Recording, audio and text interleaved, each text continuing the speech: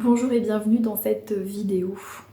Alors, il y a pas mal de personnes dans ma vie qui m'ont dit que je devais prendre sur moi. Voilà, c'est une expression que vous connaissez sûrement. Prends sur toi. Mais prends un peu sur toi, ça va passer. Mais tu pourrais un peu prendre sur toi, mais tu pourrais un peu accepter certaines choses. Voilà, c'est pas grand chose, mais tu peux quand même, allez, tu peux t'en foutre, c'est pas grave, ça va passer.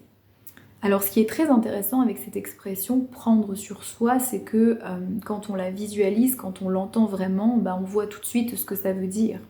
Donc en gros, je prends sur moi. C'est-à-dire que je prends sur moi, je prends sur mon dos, je m'alourdis, je me mets tout un tas de choses sur les épaules, je garde ça à l'intérieur de moi, je le verrouille, je prends mon mal en patience parce qu'on m'a dit que fallait pas que je parle, que fallait pas que je m'exprime, que c'était mal vu. Et puis pendant des années, ça grouille à l'intérieur, ça bouillonne à l'intérieur, c'est bien fermé, bien verrouillé. Et un jour, de manière inopinée, la cocotte minute explose et là, il y a tout qui sort.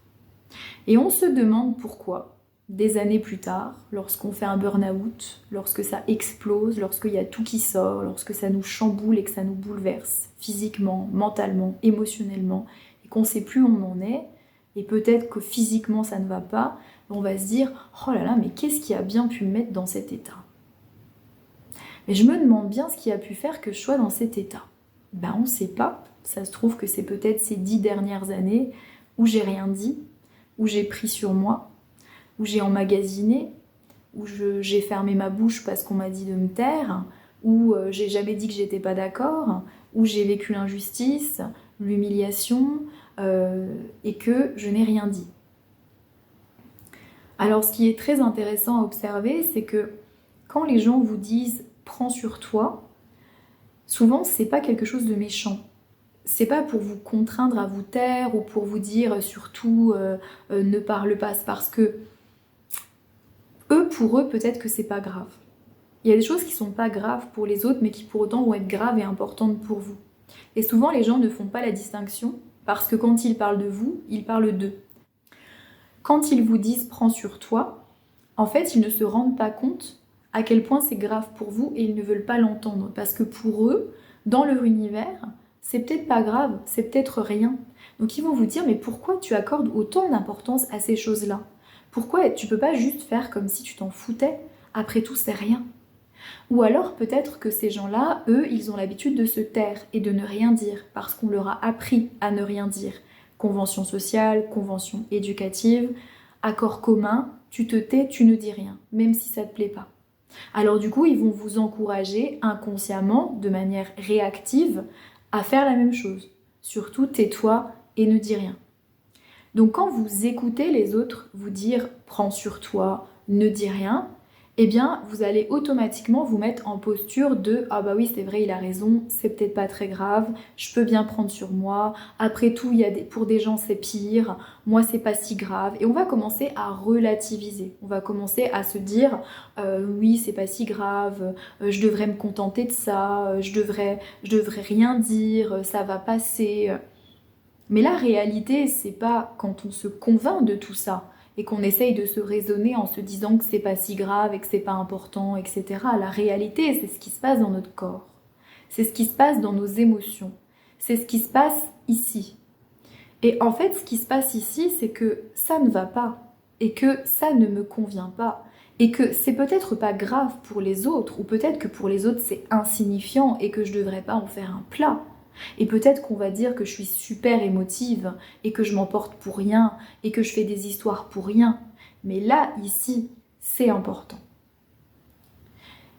Et c'est pas toujours évident de faire la distinction entre ce que les autres disent et qu'on croit qui est vrai et ce qui se passe vraiment ici. Entre ce qu'on se raconte et ce qu'on se raisonne et ce qui se passe ici. Et là, ici, ça va pas. Là, ici, c'est pas ok. Là, ici, ça dit que non, ça me crispe. Non, j'aime pas. J'aime pas qu'on me parle comme ça. J'aime pas qu'on me dise ça. Je n'aime pas cette ambiance. Je n'aime pas cette relation. Il y a quelque chose qui me gêne, qui me dérange.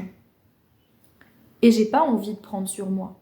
j'ai pas envie de me taire, j'ai pas envie de ne rien dire, et j'ai pas envie de me dire que c'est pas grave. Parce que si moi je me dis que c'est pas grave et que c'est rien, bah ce que je vais faire, c'est que je vais faire semblant. Donc je vais me convaincre par mon mental que c'est ok. Et je vais jouer le mental très fort, c'est-à-dire que je vais y aller très fort avec mon mental, je vais y aller avec toute ma conviction et je vais m'auto-former, m'auto-discipliner en me disant c'est rien, il y a pire, c'est rien, ça va passer, c'est rien, faut pas en faire un plat. Et je vais utiliser en fait toutes ces phrases pour me rigidifier, pour me solidifier, pour tenir le coup et pour me dire c'est bon, je vais y arriver, je vais prendre sur moi et ça va passer.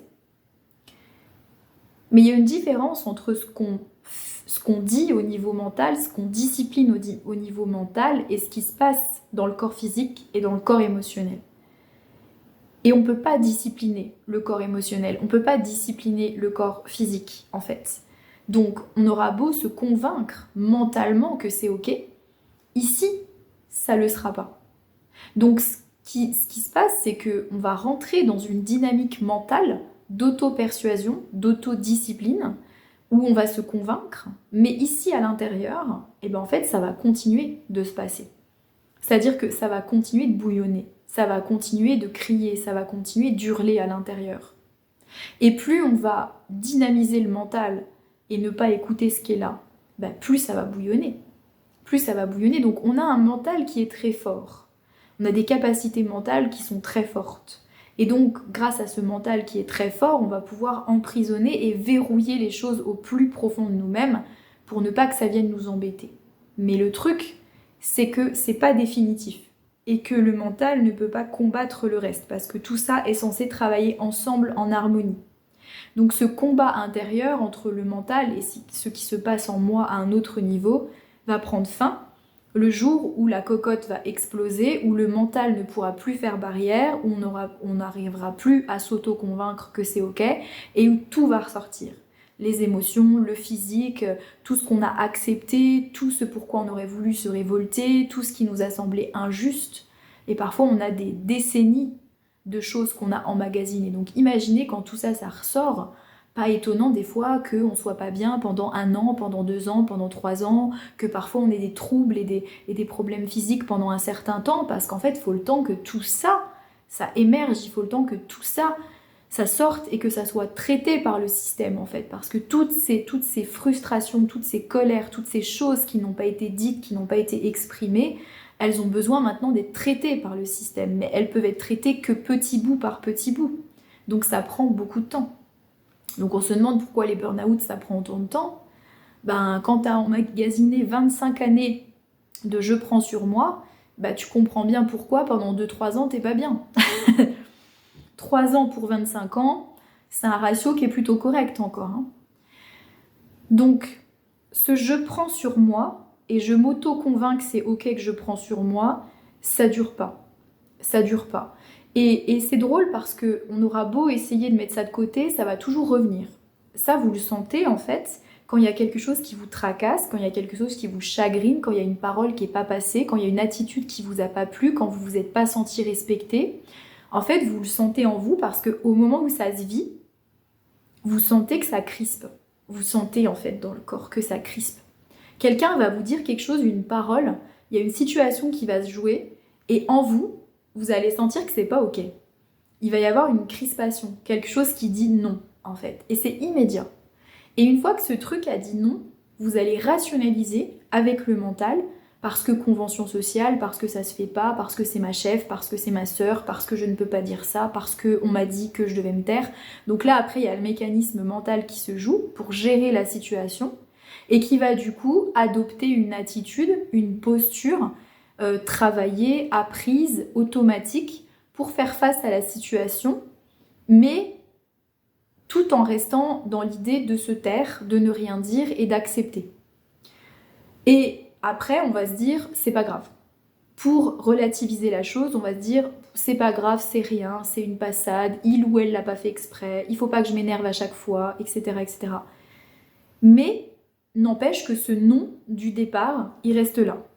Et cette cette sensation d'avoir été traité injustement, d'avoir été humilié, ou qu'on nous ait manqué de respect, ou qu'on nous ait pas considéré correctement, ça va rester. Et tant qu'on ne voudra pas faire face à ce qui est là, bah, ça va se représenter systématiquement, et c'est comme quelque chose qui va revenir dans notre tête, qui va revenir dans notre esprit régulièrement. Et en fait, on va y repenser. Donc on va s'efforcer de ne plus y penser, mais comme ça n'a pas été réglé et comme ça n'a pas été juste, eh ben ça va revenir. Donc par exemple le soir, on va être chez nous et puis on va y repenser, on va se dire ah ouais c'est vrai que quand même c'était peut-être pas juste. Ah c'est vrai quand même quand j'y repense ça m'a fait un truc.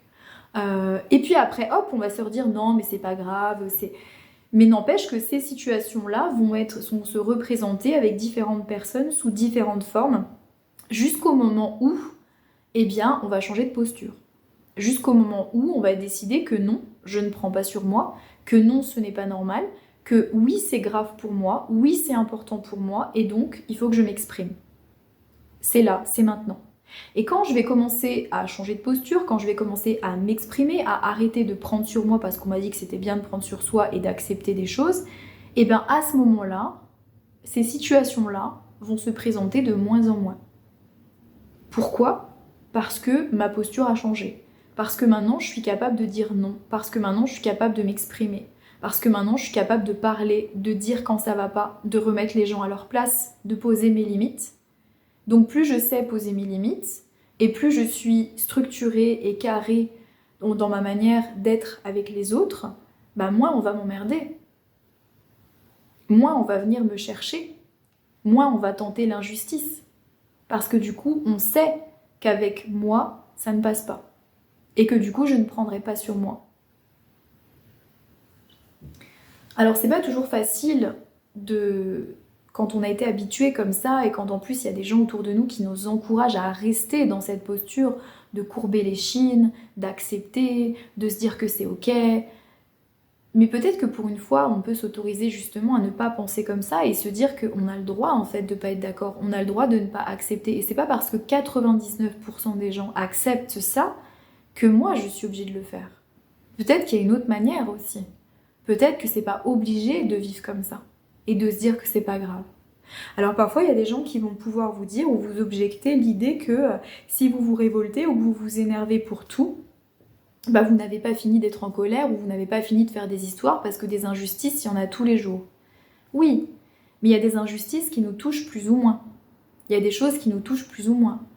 Il y a des choses pour nous c'est très important. Il y a des choses c'est moins important.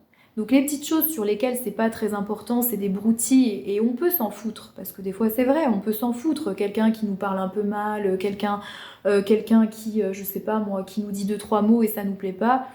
On connaît la personne, on sait comme elle est, on peut très bien se dire oh je vais pas m'embêter avec ça, c'est bon j'ai autre chose à penser et fermer la porte et passer à autre chose. C'est tout à fait possible. On n'est pas obligé de réagir sur tout. Mais il y a une différence entre ces petites broutilles là qui se présentent de temps en temps et puis qui nous impactent pas du tout parce que pouf, on a autre chose à faire de notre vie, et les choses qui viennent vraiment ici nous toucher. Les choses qui viennent vraiment nous impacter parce que là il y a eu intrusion, parce que là il y a eu quelque chose du manque de respect, parce que là il y a eu quelqu'un qui a dépassé nos limites. En fait c'est ça, c'est dépasser nos limites. Bah, c'est à ce moment-là, quand on dépasse les limites qu'on a fixées, quand quelqu'un se permet d'intruser, de rentrer alors qu'il n'était pas autorisé, à ce moment-là, on le sent. On sent ici qu'il y a quelque chose qui n'est pas normal. Donc prendre sur soi, d'une manière de l'ordre des conventions familiales, sociales, etc. Ouais, ok, prendre sur soi, je prends sur moi, pas de soucis, c'est pas grave. Mais sauf qu'à un moment donné, ça finit toujours par éclater. Et puis un jour on en a marre aussi, on n'en peut plus de prendre sur soi et on finit par péter un câble et par se dire mais pourquoi encore aujourd'hui je devrais prendre sur moi ? Pourquoi encore aujourd'hui je devrais me taire et accepter ce qui me semble pas normal en fait ? Donc je pense qu'il est important à un moment donné qu'on se donne le droit et qu'on se donne la voix aussi d'expression et qu'on dise les choses. qu'on vous fait peur aussi avec ça. Quand vous exprimez, quand vous dites les choses, souvent on peut vous dire oui mais tu sais il peut t'arriver ça, ou peut-être ton patron il va te dire ça, tu vas peut-être perdre ton emploi, il va peut-être se passer quelque chose d'horrible. À chaque fois on associe le fait de parler, le fait de s'exprimer à quelque chose qui va nous retomber dessus. Comme si elle allait avoir des conséquences, comme si on risquait de perdre quelque chose si on ouvrait la bouche. Et ça, c'est quelque chose qu'on retrouve très souvent dans les croyances communes. Mais peut-être pas. Peut-être que le fait de l'ouvrir, le fait de dire quelque chose, le fait de ne pas prendre sur soi et de ne pas accepter, bah, ça se trouve que ça va déclencher quelque chose de positif. Ça se trouve que les gens autour de nous vont peut-être se positionner différemment. Ça se trouve qu'il y a des gens qui vont se dire « Ah bah oui, il ou elle a raison, et peut-être que nous aussi, on devrait quand même plus s'exprimer ». Ça peut avoir un impact hyper positif. Mais le problème, c'est qu'on fait peur aux gens en les empêchant de parler, en leur disant « Si tu parles, il va t'arriver un malheur ». Si tu parles, les gens ils vont se retourner contre toi. Si tu parles, tu seras seul. Mais peut-être que non, justement. Peut-être que ça peut ne pas se passer comme ça. Peut-être qu'on peut aussi être admiré pour avoir parlé. Peut-être qu'on peut lancer aussi un élan justement de libération, d'expression. Peut-être qu'on peut donner aussi la possibilité à la personne en face de nous de s'ajuster par rapport à son comportement.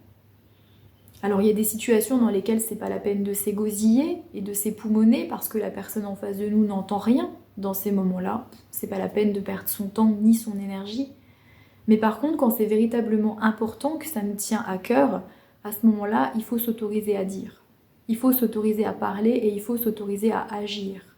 Et n'en déplaise aux personnes qui sont autour de nous.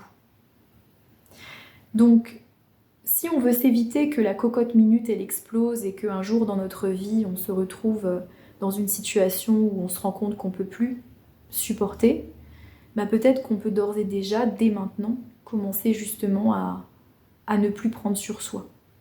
Parce que nous, on n'est pas là pour prendre sur soi.